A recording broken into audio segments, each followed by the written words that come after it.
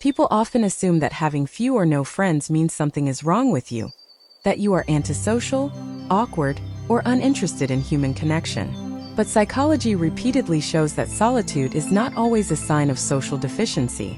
In many cases, it's evidence of rare psychological traits that don't fit neatly into society's expectations.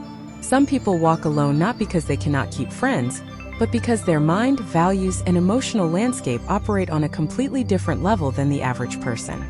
In fact, many individuals with smaller social circles are some of the most emotionally mature, self-aware, and deeply perceptive people you will ever meet. Their solitude is not a prison. It is a preference built on clarity. It is a boundary shaped by self-respect. And it is a reflection of traits that are so uncommon that most people cannot understand them, let alone match them. This piece explores 5 of those rare traits in depth. If you see yourself in these descriptions, understand this. Your quiet path does not make you less deserving of connection. It simply means that the world has yet to catch up with the way you think, feel, and evolve. Number 1. You think deeply, far deeper than most people are comfortable with. One of the strongest indicators of a small social circle is the presence of a deep thinking mind. You are not attracted to small talk, gossip, or conversation that floats on the surface. You crave meaning, truth, and depth, things that can't be found in group chats or casual friendships built on convenience. Deep thinkers naturally filter their relationships because their minds demand more than what most people offer emotionally or intellectually. You are likely someone who notices patterns others overlook. You reflect before you react. You ask questions that make people pause, sometimes uncomfortably. You see through manipulation, superficiality, and performative behavior immediately. Most people avoid this level of depth because it forces them to confront parts of themselves they normally hide. They are used to quick dopamine, light conversation, and unchallenged beliefs. Someone who thinks deeply disrupts that comfort zone. So instead of adjusting yourself to fit in, you walk alone. Not because you enjoy loneliness, but because shallowness drains you. You want friendships that feel alive, not half asleep. Number 2. You have a strong sense of boundaries, and you won't compromise them. Friendships often flourish when people are willing to tolerate behaviors that drain them. But when you have strong personal boundaries, your circle naturally shrinks. You don't allow disrespect, emotional dumping, inconsistency, or manipulation. You do not emotionally babysit grown adults who refuse to manage their own chaos. You do not reward people who only show up when they need something. Most people form friendships through proximity or habit, not value alignment. They stay connected even when the relationship exhausts them. But you refuse to maintain friendships that do not nourish you. This is a rare psychological trait. The courage to say no without guilt, even if it means standing alone. You know your emotional energy is limited and precious. You protect it fiercely. As a result, you are selective. You don't chase. You don't beg. You don't cling. People who cross your boundaries quickly find themselves outside your life. And those who respect them often feel intimidated, because they know you cannot be controlled or guilt-tripped. Your solitude is not weakness, it's discipline. Number 3. You see people clearly, sometimes too clearly. Some people have an uncanny ability to read others.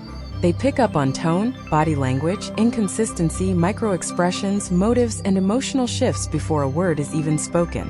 If you often have few friends, this might be one of your rarest and most misunderstood traits. Seeing people clearly is a blessing, but it comes with a price. When you can sense who someone truly is beneath their mask, you avoid relationships that would eventually collapse. You sense red flags before others notice them. You feel hidden intentions. You recognize when someone is lying to themselves, which usually means they will eventually lie to you. This level of perceptiveness makes most people uncomfortable. They prefer relationships where they can hide parts of themselves, where their flaws can go unnoticed. Being understood too quickly can feel like exposure. Being seen too clearly feels like vulnerability. So people often keep their distance, not because you are unlikable, but because you are unmasking without trying. And on your end, you withdraw because pretending not to notice things feels like emotional dishonesty. You would rather be alone than play dumb. Number 4. You are emotionally independent, and hardly anyone understands that.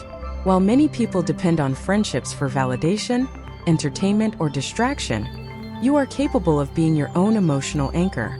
You can sit with your feelings without running from them. You can entertain yourself. You can self-soothe without needing constant reassurance. This emotional independence is both rare and misunderstood. Society often labels independent people as cold, distant, or hard to connect with. But in reality, independence is not a lack of emotion, it is mastery over emotion. You feel deeply, but you don't collapse into others when life becomes heavy. As a result, you don't need a crowd to feel whole.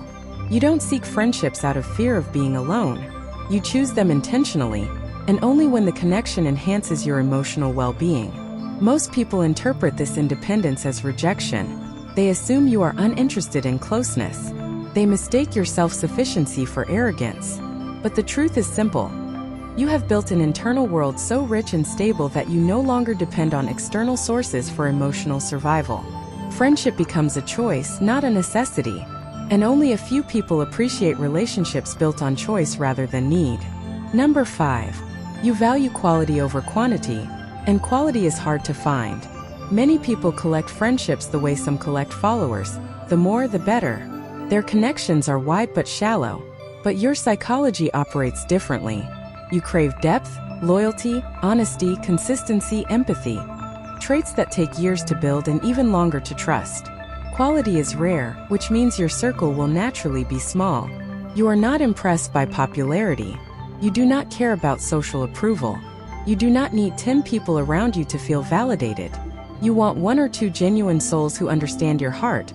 And that is harder to find than most people realize. Modern friendships often crumble because they lack emotional maturity. People avoid accountability. They compete instead of support. They betray for attention. They misunderstand loyalty.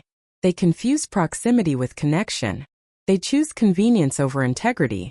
But you want relationships built on truth, growth, and mutual respect. You want conversations that expand your mind, not drain your spirit. You want people who match your loyalty, not exploit it. This standard automatically filters out most people in your life. And though it may leave you with only a few meaningful friendships, or sometimes none at all, it also protects you from emotional chaos.